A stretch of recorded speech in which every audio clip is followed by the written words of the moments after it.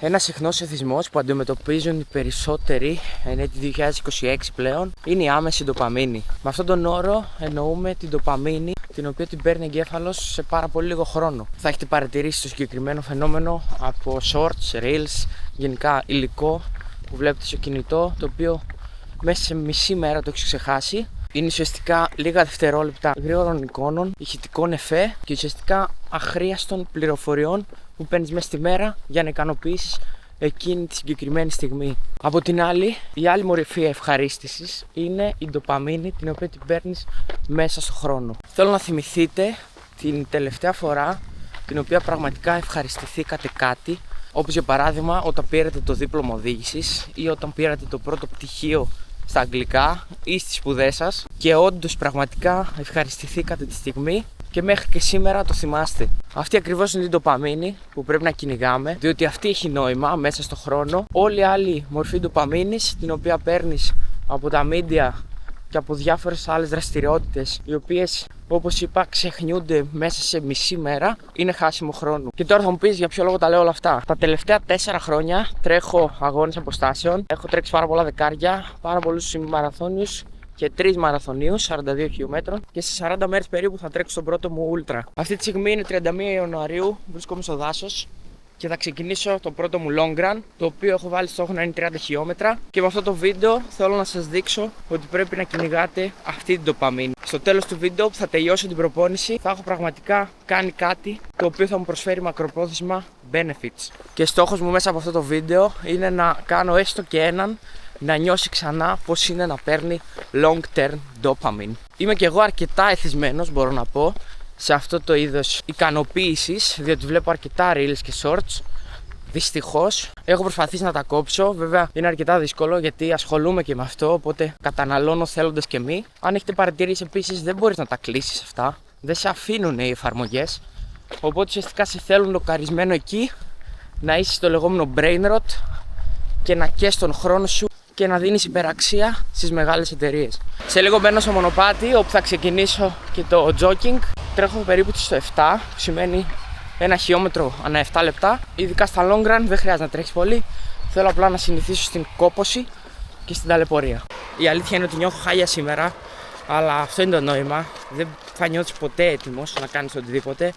Ειδικά για ούλτρα και για αγώνες αποστάσεων. Πάντα θα νιώθεις ότι θα μπορείς να ήσουν καλύτερα. Κάθε διαδρομή τη γράφω στο Strava. Θα έχω το προφίλ μου κάτω στην περιγραφή, όποιος ενδιαφέρεται. Μικρό κοινό, αλλά είναι για τους λίγους.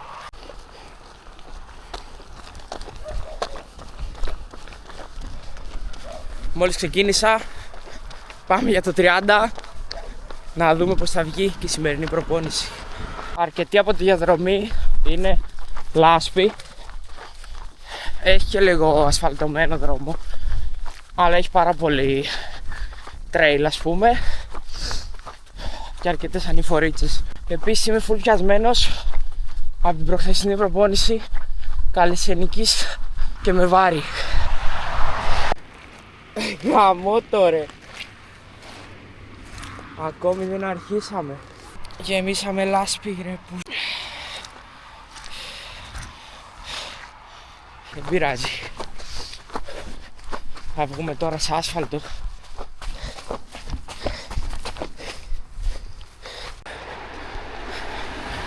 Δεύτερο χιλιόμετρο. Πάμε αργά, σταθερά. Άλλα 28.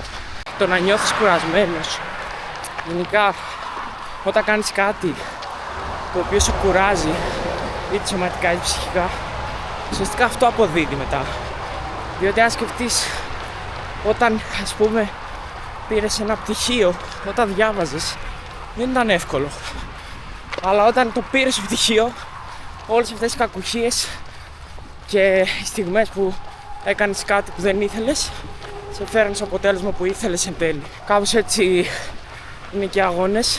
Ταλαιπωρείσαι, περνάς δύσκολα, αλλά στο τέλος ανταμείβεσαι και θυμάσαι το αποτέλεσμα και τις καλές στιγμές. Ξεκίνησε να βρέχει, πολύ ωραία. Είμαι το μεταξύ στο 4,5. Αν ξεκινήσει από τώρα έτσι, ωραία θα περάσουμε. Έχουμε φτάσει στο 7,5 χιλιόμετρο. Έχει σταματήσει να βρέχει. Έχω έρθει σε ένα πολύ ωραίο μέρος. Δεν έχω ξανατρέξει εδώ. Ευτυχώς το Koblenz έχει πολύ ωραία μέρη για να τρέχεις.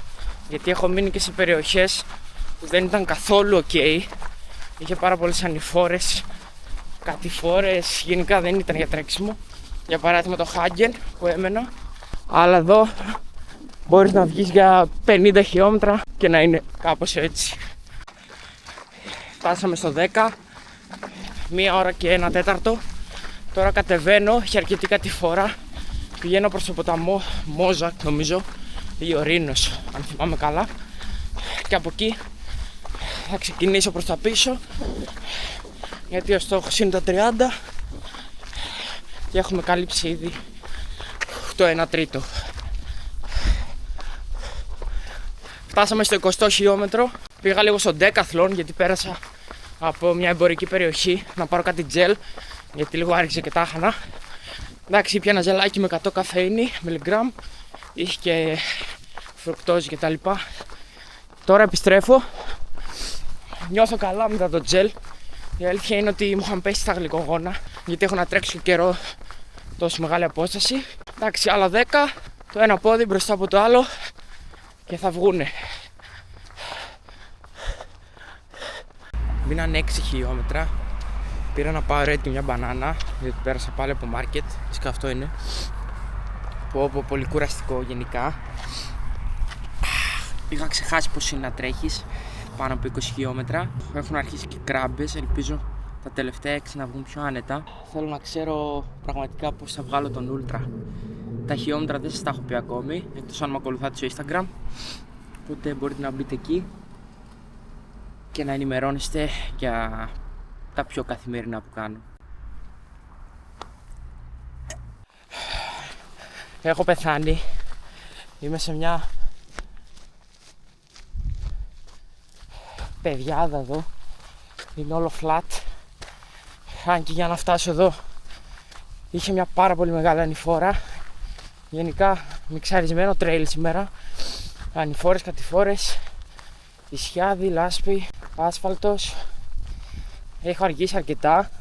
Είμαι στις 3 ώρες και 37 λεπτά στα 26,5 χιλιόμετρα. Αλλά λογικό, γιατί περπατάω αρκετά. Σε 4 χιλιόμετρα φτάνω σπίτι, όπου και θα τελειώσουμε το long run. Ξαφνικά πήρα δυνάμεις, δεν ξέρω τι έγινε. Έχει μια κατηφόρα εδώ καλή. 2 χιλιόμετρα μείνανε. Θέλω να το κάνω πριν τις 4 ώρες. Νομίζω θα βγει. Πω καλά που ήπια το Powerade, γιατί άρεσα και δεν τα έβλεπα καλά. Ήθελα να δω κάποιο ζαρκάδι, η αλήθεια είναι, γιατί έχει διάφορα εδώ πέρα όταν τρέχεις και τα βλέπεις καμιά φορά τρέχουνε όταν σε βλέπουν, γιατί φοβούνται. Τέλος, 30 χιλιόμετρα σε 4 ώρες και 25. Κρίμα ρε γάμο το. Για 25 δευτερόλεπτα δεν το έκανα στις 4 ώρες. Φίλε, είχα ξεχάσει πως είναι 30 χιλιόμετρα.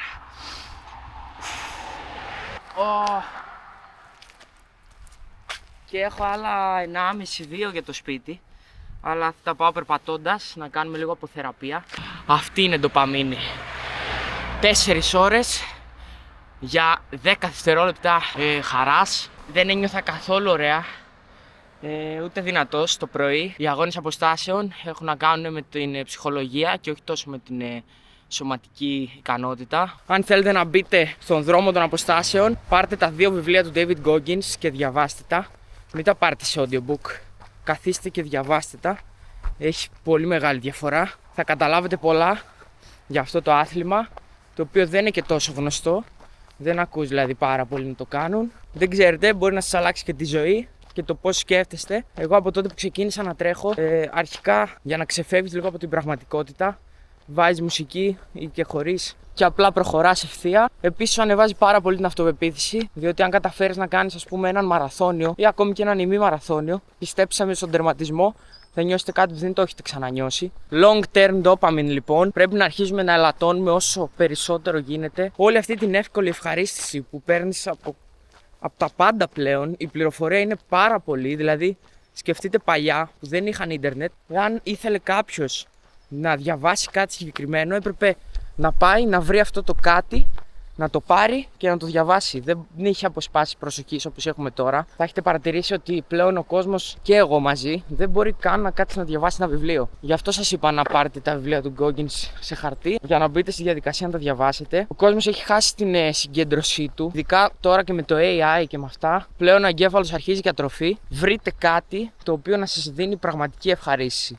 Πρέπει να βρείτε ένα χόμπι ή ένα άθλημα που να χρειάζεται κόπο για να πάρετε ανταμοιβή. Επίσης, μια συμβουλή: άμα δεν χρησιμοποιείτε τα media για να παράγετε υλικό ή για όφελό σας, σβήστε τα. Είναι από τα πιο άχρηστα πράγματα που μπορείτε να έχετε. Τώρα, αυτό που λέω είναι λίγο περίεργο, γιατί εγώ ουσιαστικά τώρα τραβάω βίντεο για το YouTube, αλλά εγώ που σας είπα, παράγω υλικό και μου αρέσει και να δημιουργώ.